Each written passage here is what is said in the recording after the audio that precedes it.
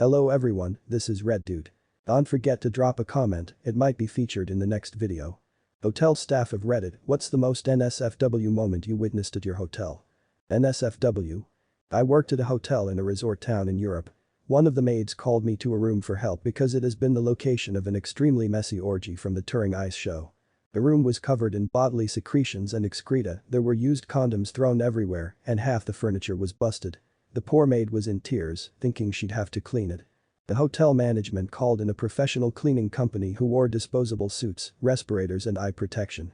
They got rid of most of the stuff in the room and charged a fortune to the ice show. The poor maid. I'm glad the management made a good decision in that case. Had an underage girl naked from the waist down speed walking around the hotel and casino looking for her mom. She was absolutely hammered and in full blackout.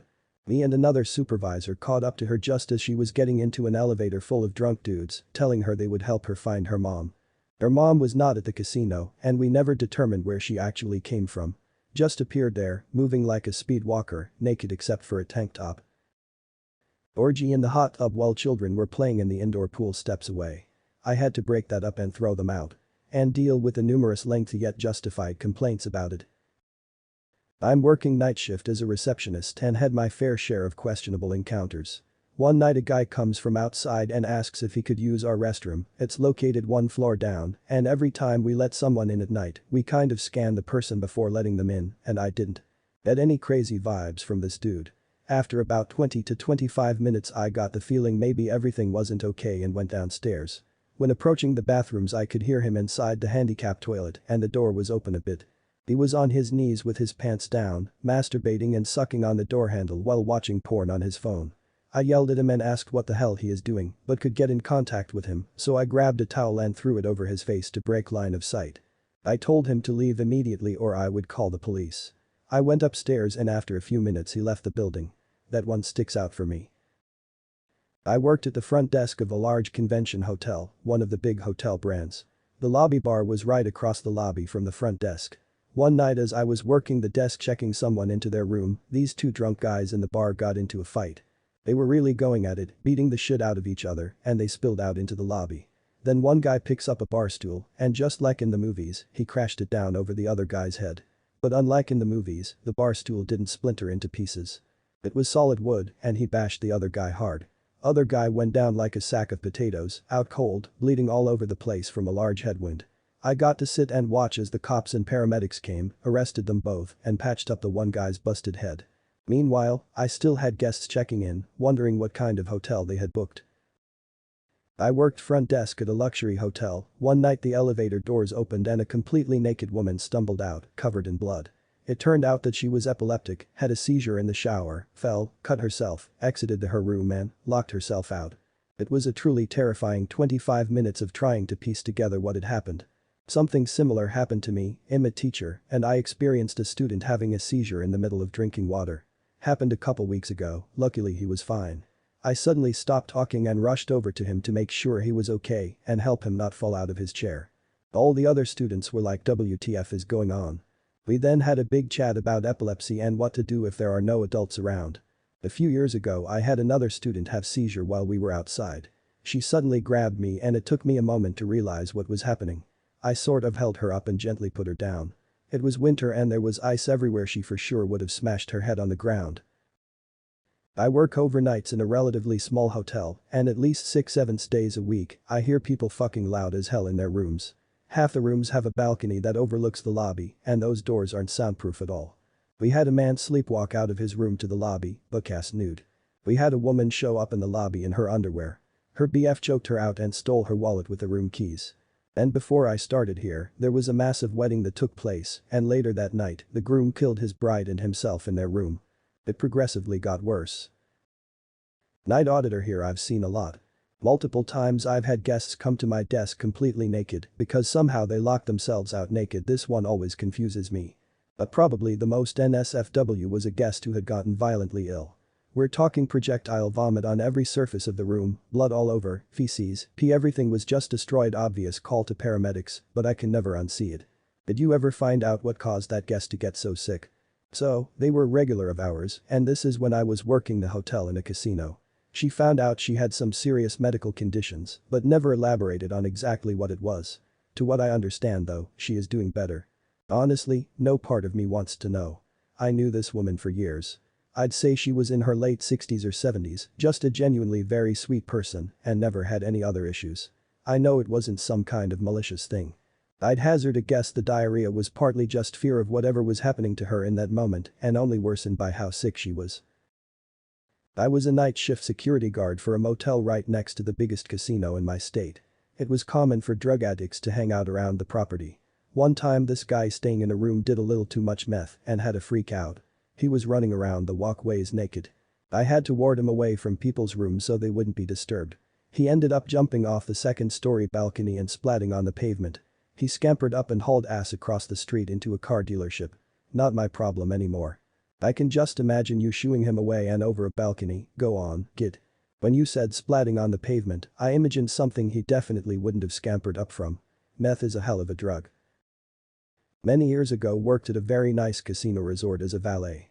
Regular pulled up in his nice BMW and went to help. Wrote up his ticket, got his keys and offered to help load up his luggage on a bell cart while we waited for a bellman. Opened the trunk and went to lift the suitcase and I about threw my back out. I wasn't prepared for it to be so heavy. Gave it another go and heaved it onto the bell cart and heard a sound. Mr. XXX, did your suitcase just make a new sound? Long story short, a prostitute who was banned from the property was stowed away in there to get up to his room. The crazy shit people pulled on the regular to get blacklisted buddies or blacklisted prostitutes in their room, and that was just working at my hometown local motel. Jesus, it was like some sort of video game nightmare of Spot the Impersonator. Had to know just who knew everyone and all potential relations too. Who was friends that week. And who was on the outs with each other. Who was dating who in the towny circle that week. Two cousins parking their vehicles weirdly close next to each other. Nope. Looks like one's back to dating crazy pyro girl who lives under interstate. She's definitely sneaking into the first floor room at that moment. The swapped ID with a similar looking person and a hoodie trick. Looking at the floor and waiting till the new hire was on duty to walk in. I've seen alleged full-on wig once. When an acquaintance of a blacklist checked in. Next thing you know there's a blurred streak making mad dashes from a car to a room. Always was peak trouble, that signal. It baffles me, why do people want to go hang out in a motel so bad? Is there truly that little to do in a small town that paying for a motel room as a local and hanging out there is a fun activity? And once you get banned, you're willing to pull all sorts of tricks to go back. Very weird. Sex, drugs, a simple place to shower and crash and clean up for a day if you're a bit homeless, Wi-Fi, a break from your place if it's Crapsville, your home has a maintenance problem and or emergency, see Innocent Reasons 2. Rambo below is a little too dark for the level we dealt in. If a man brings a younger female guest to a hotel, that's his business. If a pimp did. No. Girls weren't gonna be turning tricks in the family establishment where the old ladies came to see our local town antique shops and cute parades. See, you can be a prostitute. You can be an addict. But you can't turn tricks in a room. You can't use or have illegal paraphernalia in a room. That's the rules. If we catch that, we kick you out. If we think you're gonna do that, we won't rent to you. Luckily most of our activity was local flavor. Out-of-towners were usually all just marathoners, elderly vacationers, wedding guests, and construction workers. That local crowd was generally a circle of a bit unstable folks. They tended to live cyclically. You might be straight homeless, but often you're bumming on a friend's couch or you got a gig for a while. Maybe even mentally you're a bit more stable for a while and save up some money and clean up. Then you want to stay at a motel for a stint. If you're an addict it might be fine for a bit. But inevitably you have cash. When you have the cash to buy a room, you have the cash to buy drugs too, and you fuck up. For a hole maybe you secretly do your drugs. But inevitably you go on a giant bender in the room. And in the process utterly destroy it with a story of epic horror or cause a disturbance that involves police. And you get on the blacklist. Maybe an acquaintance is more stable. Maybe they're never gonna wreck a room. But they have poor judgment too, they usually are hanging with this circle doing drugs too and offering the couches. They make the mistake of helping a friend, committing fraud, and letting their blacklisted buddy, who was blacklisted for a reason, sneak in. They might get away with it if the friend is stable. Once or twice.